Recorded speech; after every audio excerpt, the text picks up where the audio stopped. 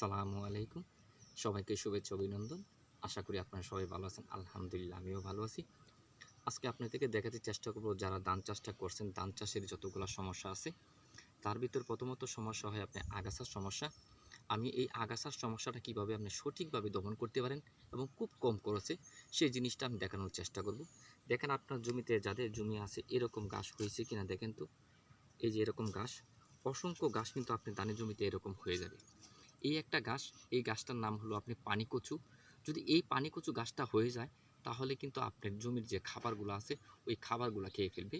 এজন্য ধানগুলা লিকলিকে থাকবে, ওইখানে পোকামাকড়ের আশ্রয় হবে বেশি, আপনি উৎপাদন খরচটা বাড়িয়ে দিবে, ফলনটা কমিয়ে দিবে। এইটা হচ্ছে পানিকচু।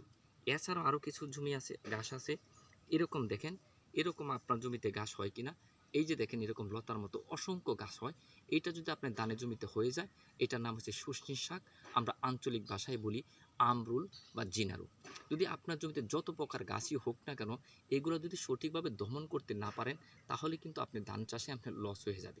এর জন্য যাদের পানিকচু হয় এবং শুষ্নি শাক হয় বা অন্যান্য গাছ যদি আপনার জমিতে হয়ে যায় তাহলে একটা ব্যবস্থা নিলেই কিন্তু আপনি এই সমস্যার সমাধান করতে পারবেন। সেটা হলো লেজার। ১ প্যাকেট লেজার যদি আপনি ৩৩% জায়গাতে জমিতে পানি রেখে যদি আপনি সারের সাথে হোক বা মেশিন দিয়ে স্প্রে করে হোক যদি দিতে পারেন, তাহলে আমি আশা করতেছি আপনার ধানের জমিতে যত প্রকার আগাছা আছে এসব আগাছা সঠিকভাবে আপনি দমন করতে পারবেন। ধন্যবাদ সবাইকে সাথে থাকার জন্য। আসসালামু আলাইকুম।